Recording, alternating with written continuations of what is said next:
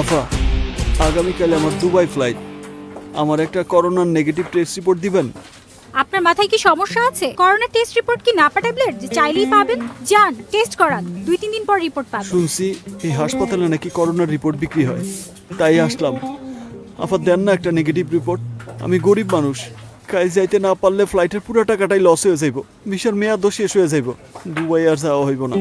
আমার একটা ব্যবস্থা করে দেন না আপা, প্লিজ আপা। আপনি যাবেন এখান থেকে নাকি সিকিউরিটি ডাকবেন? আপা দেন না একটা নেগেটিভ রিপোর্ট, আপা একটু হেল্প করেন না। সিকিউরিটি, আপা সিকিউরিটি। আচ্ছা আচ্ছা, আমি যাইতেছি, ঠিক আছে। এই শোনো, জি স্যার। দেখি পাসপোর্ট আর টিকিটটা। এই যে। চলো ভিতরে গিয়ে কথা বলি, আসো প্লিজ। জি। সত্যি তোমার বিপদ দেখে খুব খারাপ লাগছে।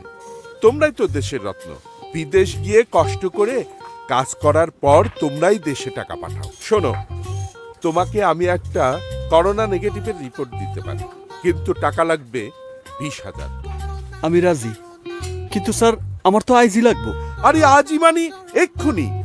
সময় লাগবে মাত্র 5 মিনিট। প্রতিদিন কম করে হলেও 200 জন মানুষকে আমি হেল্প করি।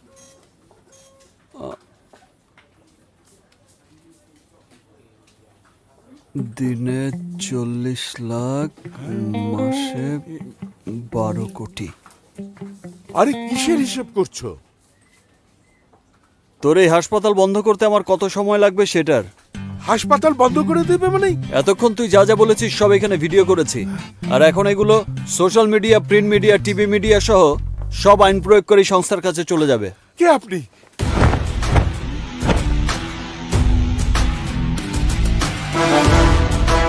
নবাব, অন্যায়ের জবাব। ভাই ভাই ভাই, প্লিজ আমার পেটে লাথি মারবেন না। কিছু জানাজানি হয়ে গেলে আমি রাস্তায় বসে যাব। প্লিজ প্লিজ ভাই, এই কাজটা করবেন না প্লিজ। তোদের মতো লোকদের কারণেই দেশের মানিজ্যত সব শেষ। বিদেশের নিউজ পেপারে তোদের এই দুর্নীতি নিয়ে নিউজ হয়, তোর কোনো ক্ষমা নেই। এই হসপিটালের লাইসেন্স আমি বাতিল করবই। ভাই ভাই, আপনি আমার বাপ লাগেন, আমাকে বাঁচান। কত টাকা লাগবে বলেন, আমি দিয়ে দেব ভাই। নবাবকে টাকা দিয়ে কেনা যায় না, তবে বেশি টাকা দিলে নবাবকে কেনা যায়। কত ভাই, কত টাকা লাগবে? আমি তাই দেব। আপাতত 4 লাখ। আমি আছি আছি আছি।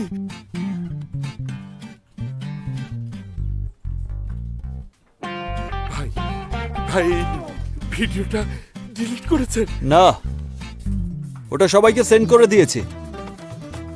কিছুক্ষণের মধ্যেই এই হাসপাতালে ঝুলবে তালা আর তোর হাতে হ্যান্ডকাপ।